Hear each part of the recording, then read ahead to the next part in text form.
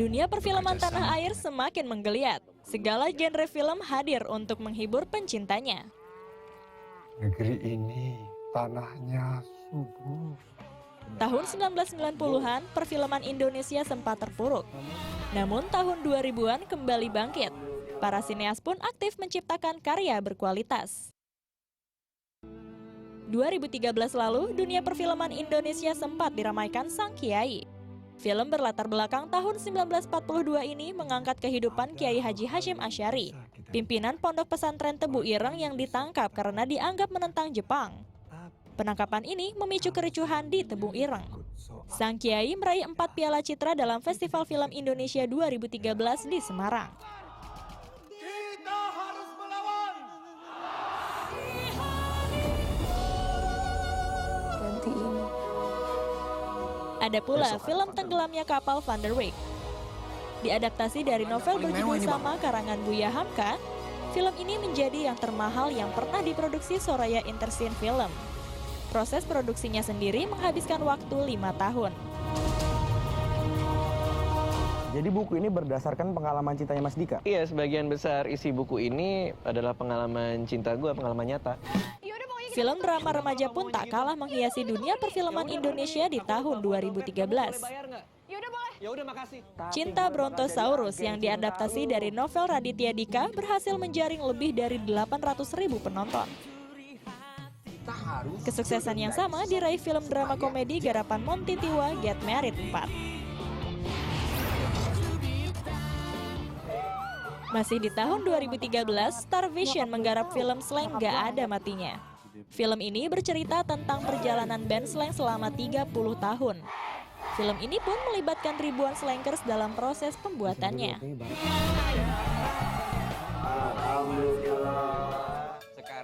Alinea Production yang dikenal dengan film bergenre anak-anak tak mau kalah. Tahun 2013, Alinea meluncurkan Leher Angsa yang menceritakan tentang potret sanitasi di sebuah desa. Di mana satu-satunya fasilitas buang air besar di sana adalah sebuah jamban leher angsa milik kepala desa. Mencoba mengulang kesuksesan Laskar Pelangi tahun 2008, Andrea Hirata menggandeng Benny Setiawan untuk menggarap Laskar Pelangi sequel 2 Edensor. Sebuah wilayah hutan di Sumatera. Film lain yang masih ada kaitannya dengan dunia pendidikan adalah Sekolah Rimba, karya Mira Lesmana dan Riri Riza. Film ini menceritakan Butet Manurung, seorang wanita yang mendedikasikan hidupnya untuk pendidikan. Ia mengajarkan baca, tulis, dan hitung kepada masyarakat suku anak dalam di hutan Bukit 12, Provinsi Jambi. Film bergenre horor nampaknya masih menjadi bagian dari dunia perfilman Indonesia. Meski kerap memancing kontroversi, suguhan film semacam ini tetap memiliki penggemar. Tahun 2013, salah satu film horor yang meramaikan layar bioskop tanah air adalah Dendam Arwah Rel Bintaro.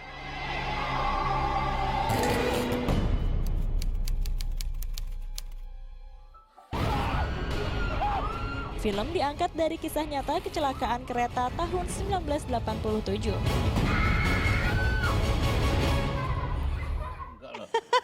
Ini kita sudah bicara off air-nya seru sekali dengan tamu kita yang ada di sini. Tapi yang jelas itu barusan adalah ini ya, agak flashback sedikit beberapa film yang hits di Indonesia di tahun 2013. Bagaimana kira-kira dengan tahun 2014 untuk itu? Kita sudah hadirkan di sini para pelaku film. Ada Mas Slamet Raharjo, selamat pagi Mas. Selamat pagi juga, selamat pagi. Ada juga birthday boy yang berulang tahun hari ini. Joko Anwar. Selamat pagi. Selamat pagi. Yang keberapa sih hari ini? Kamu kok nanyain aja sih? 28. 28, karena emang gak kepengen kelihatan tua nih. Dulu temen fitness bareng sama saya. Sama badannya. Iya sama banget. Sama kan? Sama apa? Dia ke atas, ini ke samping. Betul. Nah, ini Mas Slamet dan juga Joko, kira-kira kan tahun 2014 itu yang saya tahu itu ada beberapa film yang akan keluar gitu. Misalnya ada film berjudul 2014 karya Hanung, kemudian The Killers karya Mo Brothers, ada juga The Raid 2 karya Gareth Evans dan kawan-kawan, 99 Cahaya yang baru, Experia, dan juga Pendekar Tongkat Emas. Kalau misalnya melihat ada 4 film ini, apa pendapat kalian berdua? Mungkin dari dari Joko dulu. Dari Joko dulu. Dari Joko tuh yang sekarang yang lebih update dong. Jadi Kalau menurut saya dari segi kita ngeliat genre-nya berarti ya. Pendekar Tongkat Emas ada silat yang lebih ke Indonesia. Lebih ada budaya Indonesianya karena syutingnya di Sumba. Terus Gareth Evans bikin The Raid 2 berandal yang lebih modern lah. Action yang lebih modern. Terus ada beberapa komedi, ada film religi tetap ada. Dari segi genre sebenarnya kalau di film Indonesia dari mulai beberapa tahun lalu sudah sangat beragam sebenarnya. Tapi nggak tahu ini tetap masih belum bisa membuat satu situasi di mana penontonnya tetap berkesinambungan ada gitu ya. Gitu. Karena tahun lalu itu kita tahu ada 2 film yang menembus 3 juta penonton, 5 cm. Dan Habibie Ainun pas setengah juta dapatnya. Nah tahun ini di akhir tahun 2013 cuman ada satu film yang menembus 1 juta 99 cahaya di atas langit Eropa. rata-rata berapa? Kalau dirata-ratakan katanya kemarin teman ngitung kasar gitu turun 50% jumlah penontonnya. Jadi apa yang terjadi? Nah itu dia kita cari tahu juga. Karena kalau kita ngomongin jumlah penonton kaitannya sama film, kita butuh data, kita butuh survei. Nah, yang namanya survei kita tidak pernah ada di film Indonesia, kalaupun ada minim sekali. Tapi mungkin begini Mas Slamet kan boleh katakan yang paling senior, tahun 80-an. Yang tersisa. Tidak lama setelah saya lahir, saya masih ingat sekali kalau saya itu diajak nonton sama orang tua saya untuk nonton film Indonesia. Sepertinya tahun 80-an itu adalah tahun-tahun kejayaan perfilman kita. Ya betul sih. Kenapa sekarang kok tidak bisa seperti kayak tahun 80? Enggak, tapi jangan dilihat kesuksesannya aja. Tapi juga lihat bagaimana dampak dari ketidaksiapan kita bersaing dengan orang luar, ya. Kita asik mengatakan bagus tapi dari kacamata kita sendiri. Tetapi ketika kita mencoba membuka pintu pada saat itu ya mau tidak mau ya, tiba-tiba luar masuk ya karena teknologi lah, karena globalisasi dan sebagainya. Ternyata kita nggak siap apa-apa. So, apa yang kita lakukan ketika golden era itu? Ternyata kita nggak mempersiapkan apa-apa. Kita asik mengatakan, we are the best, I'm the best. Menurut siapa, Bo? Betul. Ya kan? Nah itu yang menurut saya tidak boleh lagi terjadi. Ya kalau sebagai local product ya saya beruntung sekali saat itu. Di golden era itulah saya lahir dan saya berada kan. Lahir tahun 80. Jadi kelihatannya menurut saya kalau toh harus kita tarik garis ke situ, ya bagaimana ya, kalau dulu kan memang tidak ada perbandingan lain, yang namanya Full House itu satu malam, satu show ya, itu 2.000 yang nonton. Film saya itu ditonton 1.500, 2.000, itu setiap satu show. Kan dulu kan 1.800, jarang yang bangunnya 500, 300 itu jarang. Jadi kata Full House itu 500 lebih. Sekarang Full House itu 220 ya. 220, 100, 300. Nah sehingga dengan demikian, ini juga risiko dari kemajuan teknologi. Nah saya melihat film-film kemarin yang 2013 itu, saya menengarai adanya apa ya, tadinya kita pertanyakan kok begitu-begitu aja sih temanya ya. Biasanya kita dulu nanya ini gitu. Tapi adalah mereka mulai juga menanyakan tentang nasionalisme, ada yang bicara ya soal religi itu mungkin juga udah terlalu kacau nih gitu ya. Sampai lari kemana nih, sehingga mereka lari ke religi, tokoh-tokoh religi dinaikkan ke permukaan. Ya mudah-mudahan ini jangan pendekatannya memang benar-benar seperti kebutuhan yang kita inginkan, bukan hanya for the sake of economy purpose ya. Nah ini berarti sebetulnya kalau misalnya nih menurut pengamatan generasi yang sebelumnya dan juga generasi sekarang gitu, apa sebetulnya yang menjadi kunci, apa yang diinginkan oleh penonton kita sih agar orang tuh banyak yang nonton film Indonesia gitu loh? Sebenarnya kita nggak bisa pinpoint kesalahan perfilman Indonesia ada di satu stakeholder aja, penonton doang atau filmmaker doang. Semuanya itu punya masalah. Kalau kita lihat perfilman Indonesia ada pembuat film, filmmaker, ada exhibitors, bioskop, ada penonton dan ada pemerintah. Itu 4 stakeholders yang semuanya harus bekerja sama secara sinergis untuk bikin untuk bikin perfilman maju. untuk empat-empatnya maju harus ada kesadaran film itu penting apa enggak. Kalau menurut kita kepentingannya pasti soal budaya pasti ada Mas ya, kepentingan budaya ada di situ. Yang ujung-ujungnya pasti ke ekonomi juga. Misalnya Amerika, film Amerika sangat di mana-mana familiar orang dengan film Amerika.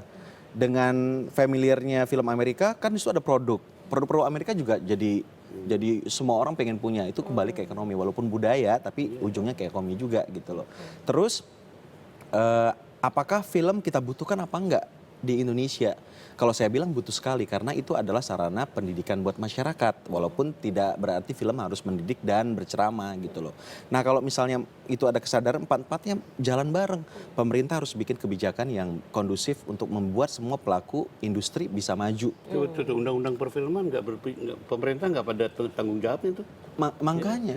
Dan kelihatan tidak kompeten gitu loh. Kalau misalnya diberikan tanggung jawab untuk memajukan perfilman, bingung mau ngapain gitu. Akhirnya bikin event-event, bikin program yang sebenarnya mubazir. Penonton juga seperti itu. Harus ada dukungan mereka menonton film ke bioskop. Tapi memang penonton film Indonesia tidak punya kultur ke bioskop. Kalau misal di luar negeri itu orang ke bioskop biasa aja. Kalau di sini itu sesuatu yang nggak begitu familiar gitu loh. Tapi apa karena harga tiketnya itu yang mungkin terlalu tinggi sehingga hanya orang-orang ini ya kelas ekonomi tertentu Harga saja? tiket Indonesia murah ya Mas dibandingkan sama negara-negara lain. Iya, saya nonton satu film yang sama judulnya di New York tuh $12 lebih. Iya. Tapi kan maksudnya maksudnya kelas ekonominya kan mungkin mereka lebih. Jadi kalau menurut saya sebetulnya kehebatan negara adikuasa itu ya, dia membuat film itu bagian dari polisi kebudayaan mereka. Ya. Bagaimana menaklukkan dunia? Nggak boleh dong pakai nuklir. Pakai film dong. Menaklukkan dunia. Makanya di Archangel the World kan menaklukkan dunia. Di mana deh, negara manapun deh. Nggak ada tuh yang tidak ada poster film Amerika. Kecuali Iran ya. Betul. Sehingga dengan demikian saya melihat mengapa orang Indonesia, pemerintah Indonesia tidak melihat hal itu bisa menjadikan juga window ya bagi Indonesia. We are the best, why not the best? Kelihatan dari film-film mereka. Bagaimana berani lo sama gue? Awas lo. Saya punya Rambo, saya punya ini. Nah sehingga menurut saya tidak ada dikotomi antara Kementerian Kebudayaan di satu pihak, Kementerian Ekonomi di lain pihak, atau Parekraf di lain pihak. Sehingga dengan demikian polisi kebudayaan we are the best, why not the best? Itu statement budaya. Ya, statement kebudayaan. How to make it? Lalu dia bikin Rambo, satu senjata bisa matiin 400 Vietnam, ya kan? Nah sehingga dengan demikian saya lihat dikotomi antara sekarang aja deh Parekraf dan apa ya? Dan Dikbud. Jadi kita bingung. Soalnya yang megang perfilman di Indonesia ada dua kementerian sekarang. Ada Parekraf. Sekarang dua. Parekraf itu yang hubungannya sama industri kreatif. Kalau Dikbud itu film yang berbau pendidikan dan budaya. Film itu semua budaya, mau bilang film horor, mau film yang jelek itu juga budaya. Jadi gitu, sebagai pelaku film sebaiknya di Dikbud atau di Parekraf? Sebenarnya gini, tidak perlu ada dikotomi itu, asal jelas polisinya ya. Misalnya Kementerian Kebudayaan Amerika mungkin memutuskan tidak boleh film Amerika yang melakukan A, B, C, D, F, G. Oke. Harus ini. Lalu Parekrafnya bikin Rambo kan begitu, bikin Armageddon, dia kan bikin Independence Day ya, sampai Presiden Amerika perang sama nggak tahu tuh orang dari luar angkasa ya. Nah, sehingga dengan demikian saya lihat emotional relation between ya masyarakatnya, negaranya dan keinginan menguasai dunia menjadi statement bersama. Nah kita tunggu. Maksudnya Mas Slamet ini harus ada big frame yang merupakan grand design untuk budaya kita mau seperti apa. Dan film itu seharusnya menyimpulkan pintar juga loh. Dan film seharusnya ada di depan karena memuat semua format budaya gitu loh. Nah tapi itu tadi satu lagi tadi Indonesia filmmakernya juga harus berbuat lebih baik lagi karena seperti Mas Slamet selalu bilang jangan pernah puas, harus belajar terus. Jangan berpikir we are the best. The best tapi di Indonesia aja nggak bisa karena sekarang kita sudah global gitu loh. Harus selalu belajar supaya kita skill meningkat terus. Estetika kita naik terus gitu loh. Karena kita bersaingnya bukan sama orang-orang kita sendiri, tapi sama seluruh dunia yang semakin lama mereka skillnya teknis yang luar negaranya biasa. niat banget. Betul. Korea Jadi kita harus Selatan. Korea Selatan. Luar biasa. Korea, wow, di mana-mana sekarang mereka. Saya Even dulu Thailand, bisa Bang. sombong kalau ke Korea sekarang. Jangan bilang gue orang film. Thailand ya. aja dulu. Kalau Indonesia udah lebih maju ya, Jok. No, Thailand perfilmannya luar biasa. Iya. Karena pemerintahnya memang satu, pemerintahnya mereka tahu siapa yang harus didukung gitu loh. Orang yang punya bakat didukung sama mereka. Nggak harus yang filmmaker yang berbau budaya, nasionalisme, religi enggak. Jadi sekarang Pokoknya tuh ada yang berbakat. dianaktirikan gitu karena Bukan kesalahan mengartikan budaya itu loh, Nah. kebudayaan itu. Itu menurut saya budaya itu seolah-olah film yang nggak dimengerti Dan film harus yang berbau tradisional. Berbau tradisional bukanlah, ya kan?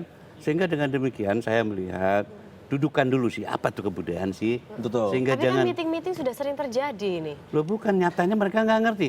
Masa harus film budaya di sini, Iya. film dagangan di sini.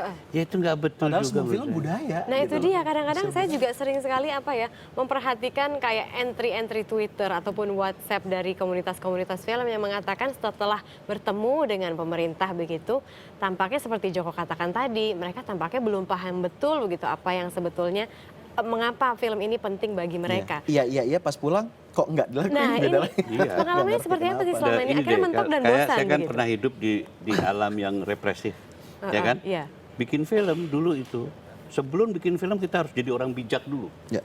Bagaimana cara mensiasati? Tetapi cara mensiasatinya gampang. Peraturan mereka jelas. Zaman dulu malah jelas. Oh jelas, harus kultural edukatif, jelas kan? Ini nggak boleh, pegawai negeri nggak boleh jelek, jelas kan? Yang boleh jelek cuma pedagang sama seniman, gitu ya? Iya dulu gitu, tentara nggak boleh jelek, semua nggak boleh jelek. Tapi yang penting jelas Tetapi gitu. kita jelas ngerti. Iya, Sekarang saya nggak tahu, ya kan? Ini gimana? Harusnya bagaimana? Selera apa yang dicapai? Pengen apa ini kita, gitu kan? Nah sehingga dengan demikian saya melihat di balik semua itu pasti ada keuntungan-keuntungan. Baik di balik yang represif sekalipun, tiba-tiba kami serius melawan itu. Bagaimana cara kita masih bisa berkreasi?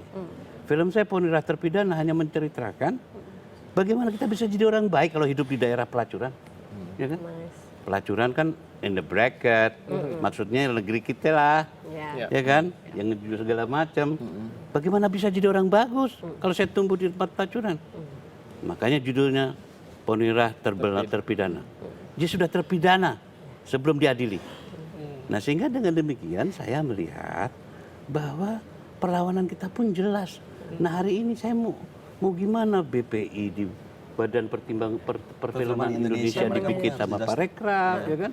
Itu katanya nggak jalan juga ya? Ya nggak jalan sedang akan ada mubesnya sekarang untuk memilih. Kemarin baru aja fokus discussion group.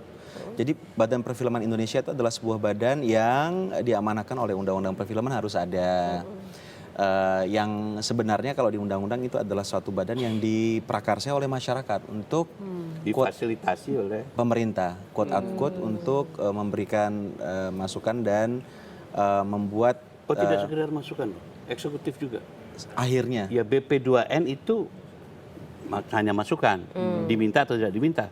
Tetapi BPI ini eksekutif. Nah, Mudah-mudahan. saya takutnya sebetulnya film itu seksi ya. Sangat. Seksi. Kalau hanya diberikan kepada orang film, mereka kehabisan proyek dong. Ya.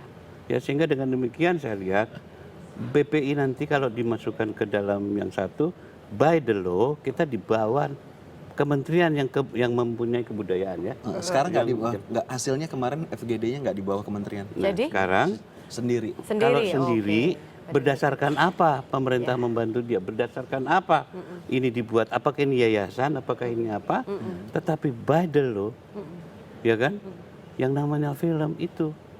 Nah sehingga nanti kembali lagi kalau Joko Anwar, Slamet Raharjo, Christine Hakim itu memang menjadi institusi, tapi kan itu pribadi-pribadi. Ya. Gari Nugroho suaranya di-quote di mana-mana, tiba-tiba dia menjadi institusi.